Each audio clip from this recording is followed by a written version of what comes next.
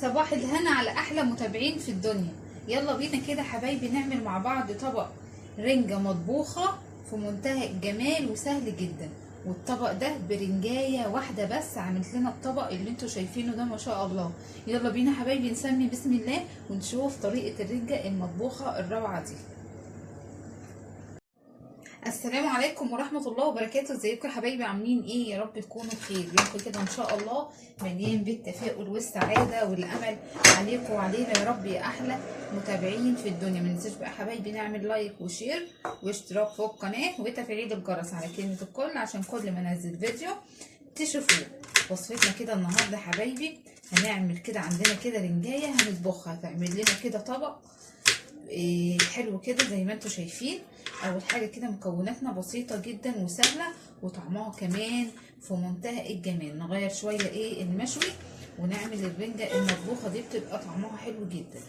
اول حاجه كده حبايبي عندي 3 أو 4 فصوص كده من الثوم زي ما انتوا شايفين. نقطعهم كده تقطيع كده صغير او ندقهم كده في الهون اهو. اول حاجه كده بنبتدي بيها. عندي بقى طماطم وفلفل، اي خضار كده حابين تضيفوه عليه على الرنجه تضيفوها اهو. بقطع كده الثوم تقطيع كده صغير بالشكل اللي انتوا شايفينه ده كده حبايبي. لايك بقى بالله عليكم مننساش. يبقى الثوم اتقطع معايا كده اول حاجه. وعندي كده ممكن ناخد قرن فلفل واحد بس كفايه.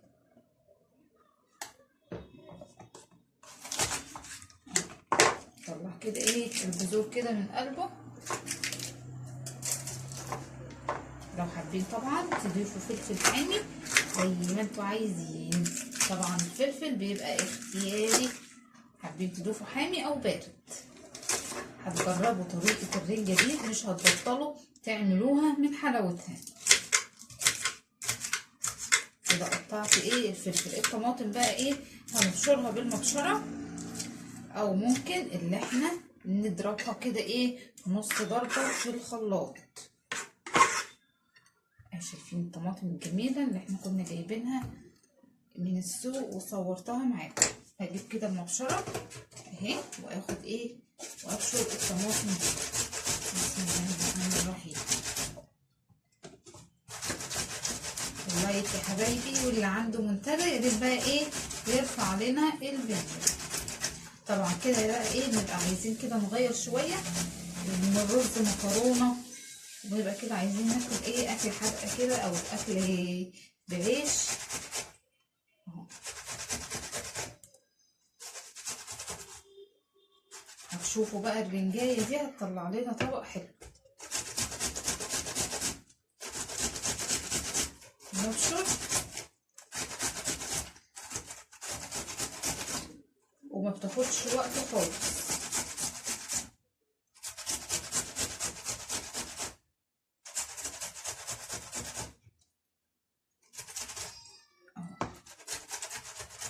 ممكن ناخد الطماطمايه دي كمان الصغيره دي. طبعا لو هنضربها في الخلاط ما نضربهاش جامد زي مثلا لما بنعمل طبيخ او حاجه، لا نضربها كده نص ضربه عشان طبعا دي هتتاكل بالعيش. فلو ضربناها جامد كده واحنا بناكلها هتبقى الصلصه فيها هتبقى كده عامله زي الميه. فنخلي بالنا كده واحنا بنعمل الطماطم اهي.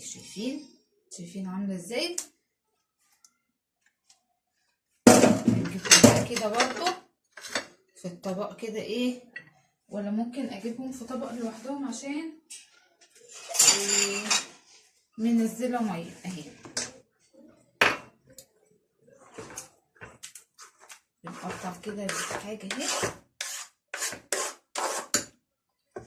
هنا برضو على جنب. هنجيب بقى نشيل بس كده الطماطم اللي احنا قطعناها. وعندي بصوا بقى الرنجه، بصوا جمال الرنجه. طبعا دي رنجايه انا مفصصاها اهي، بصوا حلوه وجميله اهي. هنقطعها كده تقطيع صغير او مكعبات كده صغيره بصوا هقطعها ويلا بينا بقى كده ايه على البوتاجاز. طبعا نشيل اي شوك فيها كده بقى يا حبايبي. هو الطاسه كده على النار او حله اللي هنعمل فيها اي حاجه، ننزل كده ايه بشويه كده ايه من الزيت يسخن معانا. لو حابين بقى تضيفوا على الوصفه دي بصل اخضر هتبقى جميله برضه. ننزل كده ايه بالثوم يصفر كده معانا.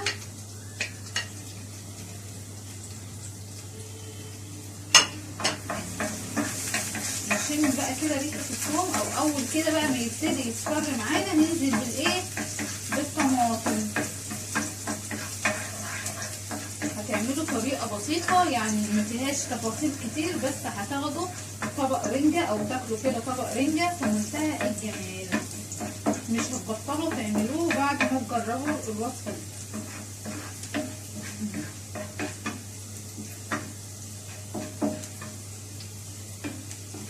شايفين التومه هي بتبتدي تصفر معايا او ايه ريحتها كده بتبتدي تطلع معايا. انا عايزاها بس ايه تصفر كده او تدبل معايا، مش عايزاها تاخد اللون اللي ايه متحمر الجامد اهي. وممكن كمان نعمل بالبصل اللي هو العادي او زي ما قلت لكم ممكن بصل اخضر. اصفرت معايا نهدي بس كده ايه النار وننزل بالطماطم. شايفين الطماطم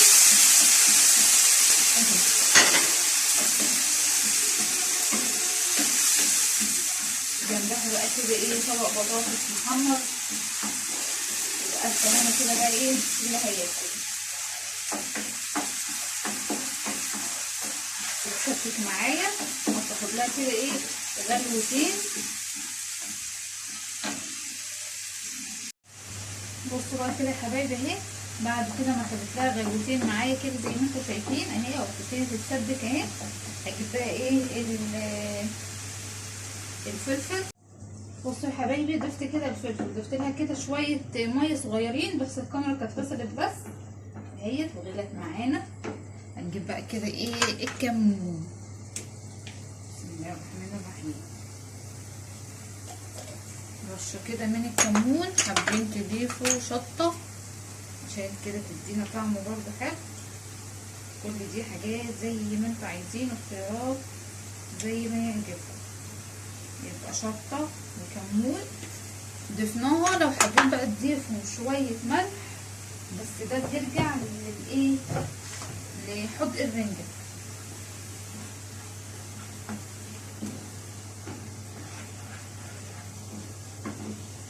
نزيد بقى كده الايه الرنجة عندي اهي. بسم الله الرحمن الرحيم. بعد كده ايه نفصص طبعا.